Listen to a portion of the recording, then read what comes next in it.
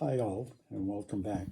So what I'd like to do in this clip is give you a few tips and tricks on the tools that you should have to make your life easier in this project. If you There are some videos on YouTube showing some of the guys from UGears, for example, assembling the parts, and they don't use any tools. They don't seem to use any tools. You know, they always seem to get it right the first time, but I don't know. It hasn't been my case. So there are some tools that are almost essential for you to make your life easier. So I'll try to go through them in no particular order. And the first thing that you must do is store your toothpick in a small glass of something, because if you don't do that, you're going to have them all over the place in no time. So I would suggest doing that. A warning now. I usually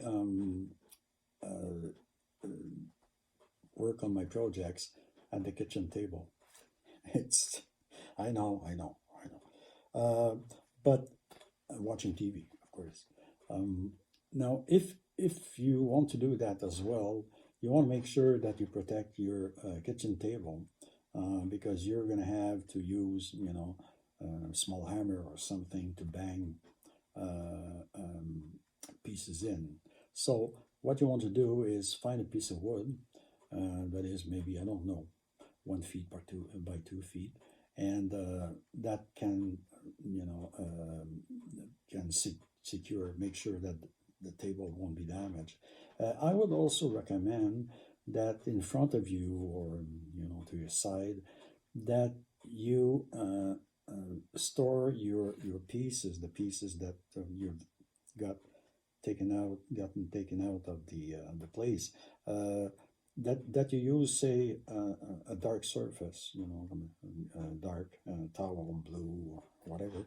And the reason for that is that once in some of the steps you have to take 4, 5, 6, 10 parts out of the plate, and some of them can be pretty small. And if you're tired a bit, you're gonna lose them. But if they are on a dark surface, it's much easier for you to find them. Now, as far as the hardware tools, here's a rough, quick list of what I would consider essential.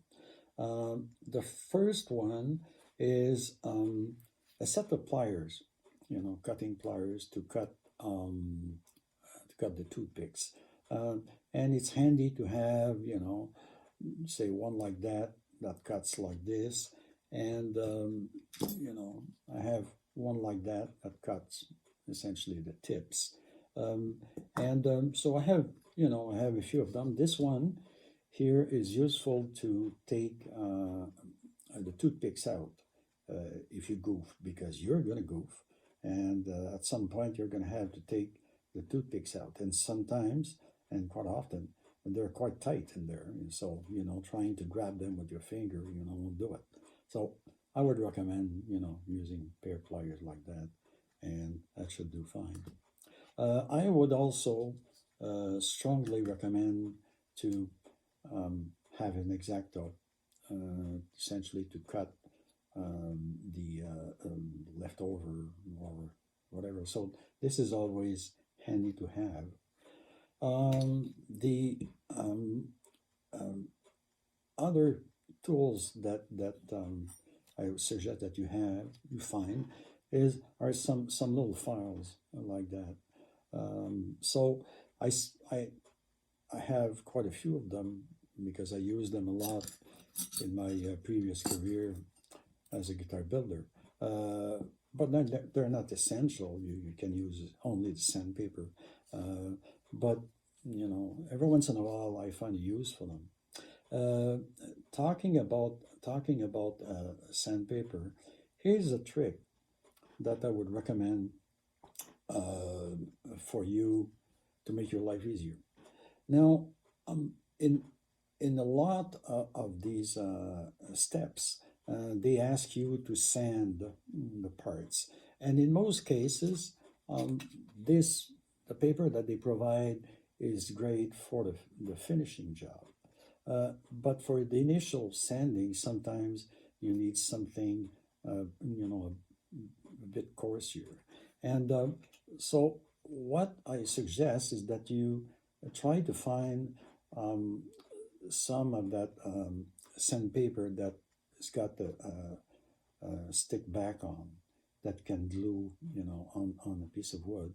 And so then just take, small piece of wood like that and just glue that sandpaper on the stick, and it's gonna, it will become really handy when you want to find sand parts that are not easily accessible by this guy here.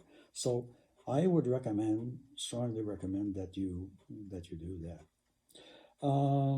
What else? A hammer. Okay, this is not the right hammer for the job. This is not for the right hammer for the job. And even if you find on the market some smaller um, uh,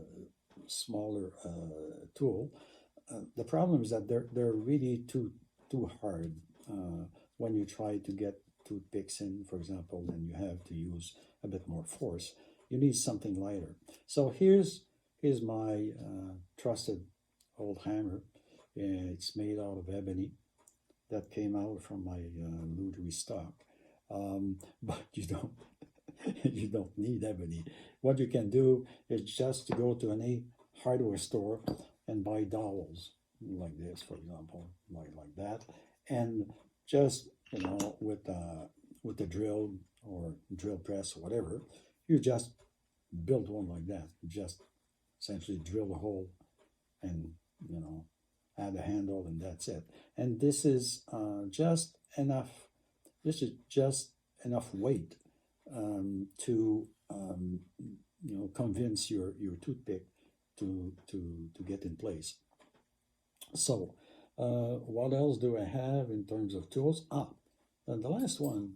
This is not absolutely essential, but you're gonna find these little guys at most hobby shop. In fact, what they are parts, tools that are recycled from dental offices, and they're really handy. Um, in many cases, you need to to push on something or to take two pieces apart. Let's say you goof, it will happen. And the two pieces are really tight together, and it's not easy with your finger just to take them out. You may take a knife or something, or then you may hurt yourself.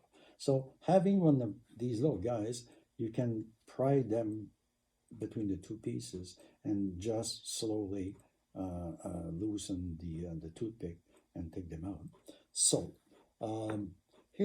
that's about it for now. If I think about something else in the next few days, I'll add them to my clips. In the meantime, take care, and thanks for watching.